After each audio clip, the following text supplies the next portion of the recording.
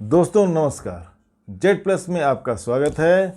2023 के नोबेल पुरस्कारों की घोषणा की गई है और 2023 के नोबेल शांति पुरस्कार की भी घोषणा कर दी गई है, जिसको सबसे महत्वपूर्ण माना जाता है। ऐसे तो फिजिक्स, केमिस्ट्री और तमाम दूसरे चीज़ों मेडिसिन के पर आ गया है, लेकिन घोषणा जो महत्वपूर्ण है, जो दुनिया की नज़र रहती है, वो है नोबेल शांति पुरस्कार। क्योंकि ये पुरस्कार उनको जाता है जिन्होंने समाज सेवा के क्षेत्र में कोई अनोखा योगदान दिया हो। इस बार ये पुरस्कार गया है ईरान की महिला मानवाधिकार कार्यकर्ता नरगिस मोहम्मदी को। तो आज हम जानने की कोशिश करेंगे कि ये नरगिस मोहम्मदी हैं क्या, सामाजिक क्षेत्र में उनका क्या योगदान है, उन्होंने किस क्षेत्र में काम किया है और उनकी लाइफ हिस्ट्री क्या है और क्यों उनको दुनिया का सबसे प्रतिष्ठित पुरस्कार के लिए चुना गया। नोबेल पुरस्कार समिति के अध्यक्ष बोरिस एंडरसन ने कहा है, यह पुरस्कार या नोबेल शांति पुरस्कार नरगिस मोहम्मदी के किए गए कार्यों या समाज के प्रति उनके योगदान को मान्यता देता है, रिकॉग्निशन देता है। तो जरूर उन्होंने कुछ खास बात रही होगी और सबसे बड़ी खास बात इसमें यह है कि दोस्तों वो ईरान जैसे देश, इस्लामिक राष्ट्र है जहाँ पर मानवाधिकारों के बारे में बहुत अच्छी खबरें नहीं आती हैं, ऐसे देश में रह करके अगर उन्होंने कोई समाज के लिए बेहतर काम किया है तो वो ज़रूर ही दुनिया के लिए एक मिसाल है। तो बढ़ते हैं आगे बढ़ने से पहले मेरी आप लोगों से एक छोटी सी गुजारिश है कि अगर हमारे चैनल को आपने सब्सक्राइब नहीं किया है तो प्लीज़ सब्सक्राइब कर लीजिए और बेल आइकन को तो ज़रूर ही पुश कर दीजिए, जिससे आपको मेरा वीडियो मिल सके। आपका सपोर्ट ही मेरी ताकत है, आपका सपोर्ट ही मेरे लिए सब कुछ है। बढ़ते आगे। 2023 के नोबेल पुरस्कार की घोषणा की गई है और उसमें नोबेल शांति पुरस्कार दिया गया है ईरान की मानवाधिकार कार्यकर्ता, महिलाओं के हक के लिए आला आवाज़ बुलंद करने वाली कार्यकर्ता नरगिस मोहम्मदी को। जानने की कोशिश करेंगे कि नरगिस मोहम्मदी हैं कौन। इसके पहले मैं आपको बता दूं कि 2022 में ईरान में एक 22 साल की लड़की महसा अमीन नाम की एक लड़की ने स्कार्फ नहीं पहना हुआ था। मात्र इस गलती पर ईरान की मॉरल पुलिस ने उन्हें गिरफ्तार कर लिया और इतना टार्चर किया कि पुलिस कस्टडी में ही महसा अमीन की मौत हो गई। इस मौत के विरोध में ईरान में तमाम महिला संगठन सामने आ गए। धीरे धीरे समाज के सभी वर्गों का गुस्सा फूटा और जनता सड़कों पर आ गई। व्यापक आंदोलन हुआ। इस आंदोलन में जेल की सलाखों के पीछे रहते हुए भी नरगिस मोहम्मदी ने शानदार भूमिका अदा की। जो भी मीडिया प्लेटफॉर्म उनको अवेलेबल थे, सुलभ थे, उन्होंने वहाँ से इस लड़ाई को जारी रखा, लोगों का मनोबल बढ़ाया और सरकार के खिलाफ आवाज़ बुलंद की। उस राष्ट्रव्यापी आंदोलन में जब ईरान के तमाम समाज के तबकों के लोग उस आंदोलन में शरीक हुए और विरोध का आवाज़ उन्होंने दर्ज कराया, पुलिस ने दमनात्मक कार्रवाई की। बहुत ही दमनकारी तरीके से आंदोलन को कुचलने की कोशिश की गई, जिसमें 500 से ज़्यादा ईरानी लोगों की, महिलाओं की, पुरुषों की मौत हो गई पुलिस के कस्टडी में, पुलिस की गोलियों से, पुलिस की ज्यादती से। और करीब 22,000 लोगों को या 22,000 से ज़्यादा लोगों को ईरान की जेलों में डाल दिया गया। इस तरह से उस आंदोलन को दबाने की, उस आंदोलन का सप्रेशन किया गया ईरान की इस्लामिक सरकार के द्वारा। ये मैंने ये से बताना जरूरी समझा कि जो मोहम्मदी की इसमें जो भूमिका थी, उसके अलावा कि किस तरह की राजनीतिक व्यवस्था ईरान के अंदर है। भारत जैसे डेमोक्रेटिक लोकतांत्रिक देशों में रहने वालों को शायद इस बात पर यकीन नहीं होगा कि जितनी आज़ादी के साथ वो यहाँ जी रहे हैं, ईरान के उनके भाई बहन वहाँ कैसे रहते होंगे। सोचिए, वहाँ बोल नहीं सकते आप कुछ भी ईरान की सरकार के खिलाफ बोल नहीं सकते। एक स्कार्फ सर पर से स्कार्फ न बांधने की सज़ा इतनी हुई कि 22 साल की एक होनहार लड़की को अपनी जान गंवानी पड़ी। तो एक हमने झलक लिया है कि ईरान में कैसी शासन व्यवस्था है। जो नोबेल पुरस्कार मिला है ये असल में इसका कभी अलग से वीडियो बना देंगे। ये 1901 में शुरू किया गया था और 104 लोगों को अब तक इसका पुरस्कार दिया जा चुका है। 19वीं महिला है नरगिस मोहम्मदी, पूरे विश्व की 19वीं महिला है नोबेल पुरस्कार पाने वाली और ईरान की दूसरी महिला है। इसके पहले शिरीन आब्दी को 2003 में नोबेल पुरस्कार दिया गया था, वो भी एक मानी जानी मानवाधिकार कार्यकर्ता है। आते हैं लाइफ हिस्ट्री पर नरगिस मोहम्मदी के। नरगिस मोहम्मदी का जन्म 1972 में नॉर्थ वेस्ट या उत्तर पश्चिम प्रांत में ईरान के, जो कि तेहरान से 270 किलोमीटर दूर है, वहाँ पर हुआ था 1972 में। ये वो दौर था, आपको याद होगा कि 1979 में इस्लामिक क्रांति हुई थी। तो 1972 में वहाँ पर शाह का शासन था जो ईरान के राजा थे और वो दमनकारी नीतियों के कारण वो जाने जाते थे। तानाशाही का शासन था जो राजे महाराजाओं का होता है। ईरान के शाह पूरी तरह से ईरान की जनता पर तानाशाही उन्होंने स्थापित की हुई थी, रहती है ऐसे लोगों की कोई जवाबदेही नहीं होती है और ईरान की जनता त्राहि त्राहि कर रही थी। आप समझिए कि जिस टाइम पर नरगिस मोहम्मदी का ईरान में वहाँ जन्म हुआ जंजन प्रोविंस में, वो एक ऐसा दौर था जब क्रांति की ज्वाला पूरे ईरान में धधक रही थी। व्यापक रूप से जन असंतोष फैला हुआ था, क्रांति की बातें हो रही थी, सत्ता परिवर्तन की बात हो रही थी, शाह की सत्ता को उखाड़ फेंकने की बात हो रही थी।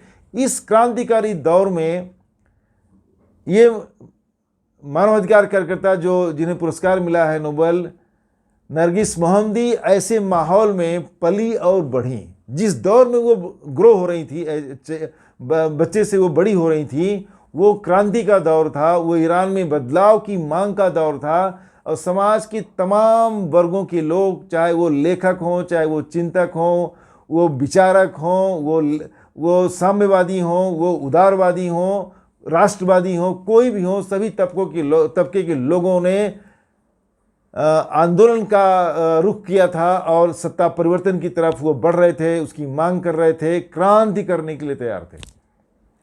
तो कहने का मतलब है कि ये वो दौर था, ये वो वक्त था, ये वो माहौल था जिस माहौल में नरगिस मोहम्मदी बड़ी हुई। 1979 की क्रांति भी, जनता सड़कों पर आएगी, इस्लामिक क्रांति जिसको नाम दिया गया, आयतुल्लाह खोमैनी के नेतृत्व में जो ईरान के माने जाने धार्मिक नेता थे, उस टाइम पर उन्होंने फ्रांस में शरण ले रखी थी। 1 फरवरी 1979 को जब क्रांति हुई और ईरान के साथ भाग गए अमेरिका, तब जाकर के वो फ्रांस से ईरान आए। ईरान आने के बाद उन्होंने एक ऐसी राजनीतिक व्यवस्था की स्थापना की जिसके अंतर्गत एक चुनी हुई संसद और चुने हुए राष्ट्रपति का प्रावधान किया गया। लेकिन इसका अंधेरा पक्ष ये रहा कि चुनी हुई संसद और चुने हुए राष्ट्रपति के होने के बावजूद अंतिम सत्ता धार्मिक नेताओं के हाथ में केंद्रित कर दी गई। मतलब आयतुल्लाह खोमैनी ने सारा अधिकार अपने पास रखा, अंतिम सत्ता उनके पास थी, अंतिम अधिकार उनके पास था। मतलब वो सर्वोच्च नेता के तौर पर उन्होंने खुद को स्थापित कर लिया, जिनके आदेश सबसे ऊपर था, संसद से भी ऊपर था और राष्ट्रपति से भी ऊपर था। अब यहाँ पर एक विरोधाभास हो गया कि एक शाह का निर्वासन हो गया, वो चले गए सत्ता छोड़ करके, उनकी जगह एक धार्मिक नेता आकर के बैठ गया, क्योंकि ये लोकतांत्रिक नहीं हुआ। कहने के लिए चुनी हुई संसद है, कहने के लिए चुने हुए राष्ट्रपति हैं, लेकिन अंतिम सत्ता थी धार्मिक नेताओं के हाथ में। खैर, आंदोलन को तमाम समाज के तमाम वर्गों ने, तमाम लोगों ने समर्थन दिया था। वो शाह से मुक्ति चाहते थे, लेकिन जल्दी ही उनका भ्रम टूट गया। जब इस्लामिक सत्ता ने अपना चेहरा दिखाना शुरू किया तो साम्यवादियों और उदारवादियों के होश ठिकाने लग गए। जिन्होंने विरोध की आवाज़, राजनीतिक विरोधियों को, जिन्होंने भी विरोध की आवाज़ बुलंद की, आवाज़ तेज की, उनको जेलों में डाला जाने लगा। नागरिक अधिकारों का कत्ल किया जाने लगा, नागरिक अधिकार काटे जाने लगे, महिलाओं के अधिकार तो बिल्कुल शून्य। ऐसे में तमाम जगहों से आवाज़ उठना लाजमी था और फिर वही हुआ। इस्लामिक सत्ता ने तमाम राजनीतिक कैदियों को जेलों में डालना शुरू किया। वहाँ की एविन जेल, जो कि बदनाम है राजनीतिक कैदियों के लिए, सन 1972 में उसको ईरान के शाह ने बनवाया था और कहा जाता है कि वहाँ देश के 1/4 राजनीतिक जो बंदी हैं, कैदी हैं, वो एविन जेल में उनको रखा गया है और उनको वहाँ यातनापूर्ण जीवन व्यतीत करने के लिए मजबूर किया जाता है। अब आते हैं नरगिस मोहम्मदी की तरफ। उन्होंने खोमेनी विश्वविद्यालय से फिजिक्स में ग्रेजुएशन किया। तो फिजिक्स में ग्रेजुएशन करने के बाद वो सामाजिक करने के दौरान ही वो समाज के मुद्दों से जुड़ने लगी। अपने यूनिवर्सिटी कॉलेज के दिनों में ही उन्होंने Illuminati group of student group नाम की एक संस्था बनाई, जिसने महिलाओं के मुद्दों को पुरजोर से उठाया, आवाज़ दी। इसके साथ ही साथ डेथ पेनल्टी या मौत की सज़ा के खिलाफ भी उन्होंने आवाज़ उठाई। अपने सामाजिक आंदोलन के दौरान नरगिस मोहम्मदी की मुलाकात एक अन्य सामाजिक कार्यकर्ता ताग रहमानी से हुई। बाद में 1999 में उन्होंने उनसे विवाह कर लिया, शादी कर ली और उनसे उनको 2 बच्चे भी हैं। कॉलेज से निकलने के बाद नरगिस मोहम्मदी ने प्यामे हज़ार नाम की एक संस्था, एक पत्रिका, एक महिलाओं के लिए जो पत्रिका निकलती थी, उसमें लिखना शुरू किया। एक पत्रकार के तौर पर उन्होंने महिलाओं के मुद्दों को भी उठाया और सुधारवादी बदलाव के लिए भी आवाज़ तेज की, लोगों को अपने साथ लिया। उसके बाद उनके पति को राजनीतिक कारणों से गिरफ्तार कर लिया जाता है। पति की गिरफ्तारी के बाद नरगिस मोहम्मदी का आंदोलन के प्रति या मानवाधिकारों के प्रति जो उनकी लड़ाई थी वो और तेज हो गई। उनकी प्रतिबद्धता या कमिटमेंट और मजबूत हो गया। एक दूसरी शिरीन आबदी, जो एक दूसरी महिला हैं और वो तमाम मानवाधिकार कार्यकर्ता के तौर पर पूरी दुनिया में वो जानी जाती हैं, उनका एक संगठन डिफेंडर्स ऑफ ह्यूमन राइट। तो नरगिस मोहम्मदी ने उसके बाद डिफेंडर्स ऑफ ह्यूमन राइट को उन्होंने 2003 में ज्वाइन किया और शीघ्र ही उसकी central committee of women right की अध्यक्ष बन गई, हेड बन गई। अब इस संगठन में आने के बाद अपनी प्रतिभा के दम पर उनको शिरीन आबदी का प्रतिनिधि बनने का अवसर मिला और शिरीन आबदी के प्रतिनिधि के तौर पर उन्होंने दुनिया के तमाम देशों की यात्रा की और तमाम कॉन्फ्रेंसेस और सम्मेलनों को संबोधित किया। एक मुखर कार्यकर्ता के तौर पर नरगिस मोहम्मदी का उभरना, उनका अभ्युदय होना, एक मुखर सामाजिक कार्यकर्ता के तौर पर महिलाओं के अधिकार के लिए उनकी लड़ाई ईरान की इस्लामिक सत्ता को बर्दाश्त नहीं हुई। 2009 में उनका पासपोर्ट जब्त कर लिया गया और उनकी विदेश यात्राओं पर रोक लगा दी गई। इसी बीच 2011 में उनके पति भारत छोड़कर के फ्रांस चले गए और उनके बच्चे भी वहीं साथ चले गए। 2010 में नरगिस मोहम्मदी को गिरफ्तार कर लिया गया। आपको जानकर ताज्जुब होगा कि वो 5 बार दोषी ठहराई जा चुकी हैं। 31 साल की उनको सज़ा दी जा चुकी है। 154 करोड़ की सज़ा दी जा चुकी है।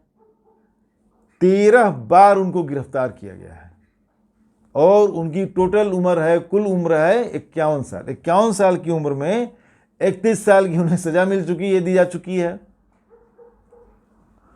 13 बार गिरफ्तार किया गया है, 5 बार दोषी ठहराया गया है, 154 कोड़े भी उनको सजा घोषित है। अब इतना लंबा जीवन जेल की दीवारों के पीछे काटने पर जाहिर सी बात है कि उसका असर स्वास्थ्य भी पड़ेगा। अमेरिका की एक रिपोर्ट के अनुसार वो कई सारी बीमारियों से ग्रसित हैं। एविन जेल, जो कि अपनी यातनाओं के लिए कुख्यात जेल है, बदनाम जेल है, उसके बारे में कहा जाता है कि तमाम राजनीतिक बंदियों को वहाँ रखा जाता है और उनको तरह तरह की यातनाएं दी जाती हैं, सॉलिटरी कन्फाइनमेंट में रखा जाता है। उसी पर उन्होंने एक अपनी किताब लिखी, वाइट टार्चर, जिसमें उन्होंने एविन जेल के अंदर दी जा रही यातनाओं या एविन जेल की दीवारों के बीच में अंदर का काला सच क्या है, इस पर पूरी दुनिया का ध्यान आकृष्ट किया। अब बात यह है कि क्या ईरान की सरकार नरगिस मोहम्मदी का मनोबल तोड़ पाई अपने टार्चर की वजह से, या अपने जो उन्होंने दमनकारी जो उनकी नीतियां थी? नहीं। दुनिया के तमाम हिस्सों से नरगिस मोहम्मदी को अनेकों पुरस्कार दिए गए उनके इस संघर्ष के लिए, उनकी इस लड़ाई के लिए, उनके मानवाधिकार के लिए, उनके कमिटमेंट के लिए। मैं कुछ का नाम लूँगा। 2009 में उनको अलेक्जेंडर लंगर अवार्ड दिया गया, 2011 पर एंगर प्राइज़ दिया गया, 2022 में रिपोर्टर विदाउट बॉर्डर प्राइज़ दिया गया, 2013 में पेन की एक्सप्रेशन अवार्ड दिया गया, और 2023 में अडोल्फ पाल्मे अवार्ड दिया गया। 2023 में अंत में उनको, अंत तो नहीं कहूँगा, ये अभी शुरुआत ही है, उनको नोबेल प्राइज़ दिया गया, दुनिया का सबसे प्रतिष्ठित पुरस्कार। तो पूरी भले ही ईरान की सरकार उनका दमनकारी नीति उनकी तरफ लागू है, ईरान की सरकार उनका और उनकी तरह तमाम ईरानी महिलाओं की आवाज़ को दबा देना चाहती है, कुचल देना चाहती है, कुचल रही है, फिर भी पूरी दुनिया ने नरगिस मोहम्मदी के योगदान को, मानवता के प्रति योगदान को, उनके महिलाओं के उत्थान के प्रति योगदान को, समाज के प्रति उनके योगदान को, सामाजिक अधिकारों के प्रति उनके योगदान को पूरी दुनिया ने सराहा है और मान्यता दी है, रिकॉग्नाइज किया है। आज उनको नोबेल पुरस्कार दिया गया है, और विडंबना तो यह है कि जब दुनिया का सबसे प्रतिष्ठित पुरस्कार उनको दिया जा रहा है और उनको चुना गया है इस पुरस्कार के लिए, तब वो उसी एविन जेल की दीवारों के पीछे हैं, वो आज भी जेल की सलाखों के पीछे हैं, वो आज भी जेल के अंदर हैं, जेल के अंदर रहते हुए ही उनको ये पुरस्कार दिया गया है। ईरान के विदेश मंत्रालय के प्रवक्ता ने कहा है कि यह एक राजनीतिक पुरस्कार है और ये ईरान सरकार के विरुद्ध चल रही साजिशों में की फंडिंग है, मतलब फाइनेंशियल सपोर्ट है। बता दें आपको कि नोबेल पुरस्कार में एक मेडल मिलता है, एक सर्टिफिकेट मिलता है, करीब $10 लाख मिलते हैं जिनको पुरस्कार दिया जाता है। तो खैर, कोई भी जिसके खिलाफ आप आवाज़ उठा रहे हैं तो वो तो सराहना नहीं करेगा। हालांकि इसके पहले भी नोबेल पुरस्कारों पे विवाद होता रहा है, ये विवादों से परे नहीं रहे हैं। अक्सर ये कहा जाता है कि ऐसी सरकारें या ऐसे देश जो पश्चिमी राष्ट्रों या अमेरिका के विरुद्ध हैं या उनके खिलाफ आवाज़ उठाते हैं, उन सरकारों के खिलाफ आवाज़ उठाने वाले वहाँ के नागरिकों को अक्सर ये पुरस्कार दिया जाता है, उनको सम्मानित किया जाता है। फिलहाल वो एक अलग विषय है, लेकिन नरगिस मोहम्मदी अपनी निडर संघर्ष के लिए हमेशा याद की जाएंगी। पूरी दुनिया उनके साथ है और उन्होंने उस सरकार से लोहा लिया, उस सरकार को टक्कर दिया जहां पर मानवाधिकार के बारे में तमाम सवाल खड़े होते हैं, उस इस्लामिक सत्ता के खिलाफ आवाज़ बुलंद की जहां पर ख़ासतौर से महिला अधिकारों का तो कोई अस्तित्व ही नहीं है। ऐसे माहौल में, ऐसी देश में रह करके उन्होंने आवाज़ बुलंद की और नरगिस मोहम्मदी दुनिया की उन तमाम महिलाओं के लिए एक प्रेरणा स्रोत हैं जो अभी भी इस्लामिक या किसी भी तरह के जो पाबंदियां हैं उनके खिलाफ वो लड़ रही हैं। उन्हें एक बार नरगिस मोहम्मदी को ज़रूर याद करना चाहिए और अपने संघर्ष को जारी रखना चाहिए। Z+ की तरफ से नरगिस मोहम्मदी को बहुत बहुत बधाई और सैल्यूट। मिलते हैं दोस्तों नए वीडियो में नए टॉपिक के साथ। हमारे साथ बने रहिए, हमारे चैनल को सब्सक्राइब कीजिए। मुझे आपका सपोर्ट ही मुझे ताकत देता है। नमस्कार, धन्यवाद।